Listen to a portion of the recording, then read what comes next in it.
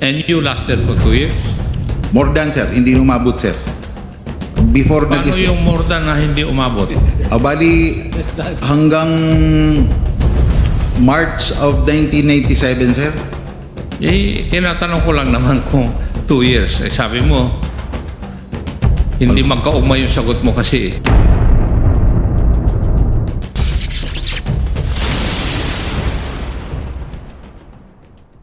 May tanong lang ako kay Colonel Marcos. Colonel Marcos,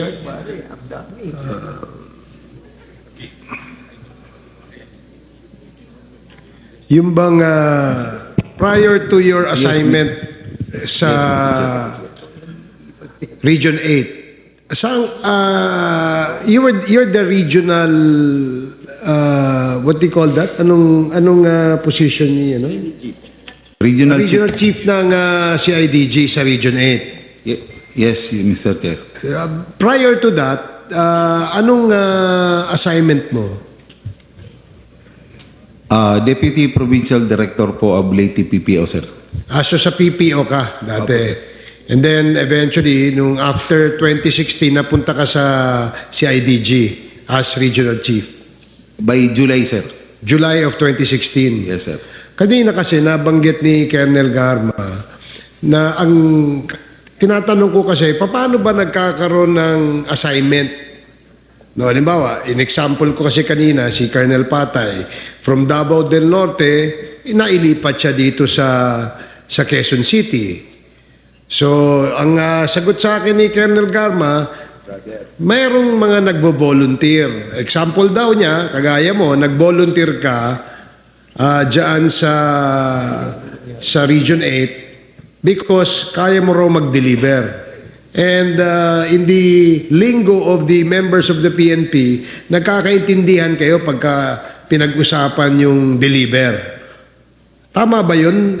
Is it safe to assume na yung sinasabing deliver ay yung merong mga drug personalities na may execute ninyo? Bali po, sir, yung ibig sabihin ng linggo ng deliver sa amin is pag kinuha ka, sir, na nilagay ka sa isang post na operating unit, you know how to operate, sir. Marunong kang, kumaga, you can perform the performance of an operating unit. Parang ganun, sir. So it doesn't have anything to do with killing? Hindi naman po sa pagkaintindi ko ganun, sir. Kasi hindi pa ako na-assign ng CIDG ever since in my career. Kaya nung sinabi na kung willing ako ma-assign ng CIDG, nag-oo po ako, sir. Pero totoo ba na nag-volunteer ka? Na mapwesto ka dyan as regional chief kasi you can deliver. Totoo ba yan? Sinutan ako, sir, ng order. Bali, yun pong ang nangyayari po kasi noon is, nangyayari naman po yan ng shoot order. Ang normal process po kasi sa PNP is you seek for an accommodation, then you seek for an availability. Ang nangyayari po sa akin is shoot order po. Marami po kami na-shootan ng order. Because it was a transition, sir. Nangyayari naman po yan sa transition of government. Pag bago po yung leadership, minsan, yung mga gusto nilang ipwesto, pwesto po nila. Were you ever assigned outside of Region 8? Saan ka ba na-assign dati?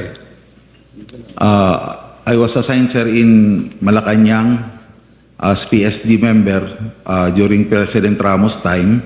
Then after that, I was assigned with Region 8 as company commander. Then I was assigned with Region 7. Then I was assigned, sir, in DPRM, NHQ. Then I was assigned with NCRPO, Manila Police. Then I went back, sir, to Region 8 on my hometown after my OSEC. Yun po yung mga assignment ko, sir. Mr. Chair, So, pwede bang oh yeah, please, Congressman ako. na-assign ka sa Malacanang Yes, sir. after graduation? Yes, sir. For how many months? For almost 2 years, sir. From 1996 up to late 1997. Are you sure? Sir? Sigurado ka? Opo, sir. Halos, sir, kinuha kami noon, sir, ng PSG kasi because of the APEC.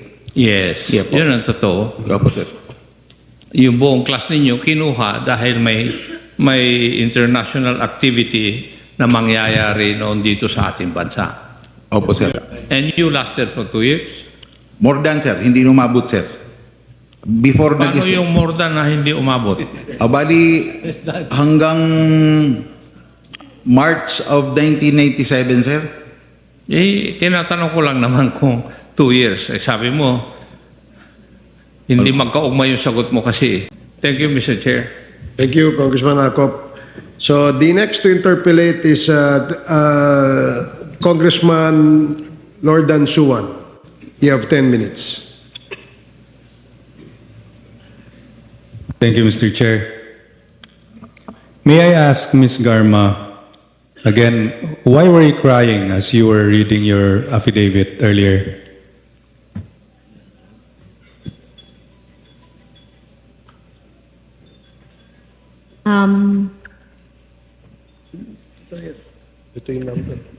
Because, Mr. Chair, it took me more than a week to make some reflections, and it's very difficult to have the courage po.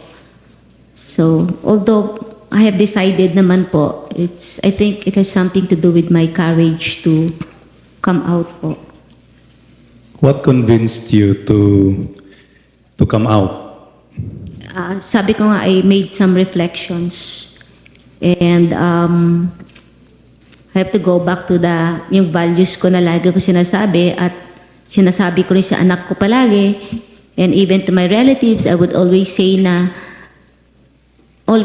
truth, because the truth will set you free.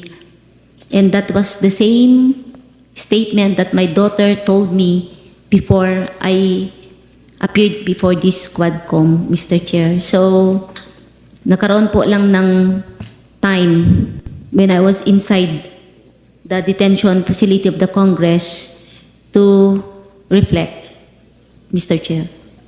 I commend you for your courage, Ms. Garma. And you also mentioned earlier that you were afraid for your life. Were there threats made against you? Mr. Chair, right now there is no threat. But knowing the capability of those persons that I have mentioned, they are in position, some of them are in position, they have the assets, capability, and influence, Mr. Chair. At ngayon po, I'm just a mere ordinary person lang po ako. I don't have position, I don't have power, ganun din po ang mga relatives ko. And sino ba namang hindi rin matakot? Which is normal po. In paragraph number 13, you said that Mr. Leonardo informed you that he stayed at the hotel for 3 days, during which the President directed him to organize a task force similar to the PAOK-TF. So what is the name of this new task force? Wala po, Mr. Chair, hindi na po nalagyan ng pangalan. Kasi naging simple na lang po na sa CIDG Region 11 na lang po ang parang pinaka, how to call this, parang pinaka focal area o focal point. So hindi na siya ganun ka-structured na may mga specific officers to handle per area. Kasi na-mobilize din po mismo na yung RD, yung PD, and Chief of Police. So itong task force na sinasabi niyo po, Hindi po nagawa po yan. hindi siya nagawa or meron pa ring team pero hindi siya official? Yung team po, it's more on consolidation, encoders, in charge in the payout, monitoring, mga ganun na lang po na simplify ang setup po dun sa office ng CIDG 11. Tapos sinabi niyo, so nandun sila sa CIDG 11. Yes. So parang may parallel force doon sa CIDG 11 na secret na gumagawa ng ganitong war on drugs. Hindi naman po secret, Mr. Chair, kasi lahat naman ng Chief PNP, RD, PD, Chief of Police, alam naman nila na nandun talaga. It's not a secret. It's known sa lahat po ng officers yan. It so happened na in addition to their mga duties na dagdagan lang po. Yan po. Yung sa Region 11, CIDG. Yes po, Mr. Chair.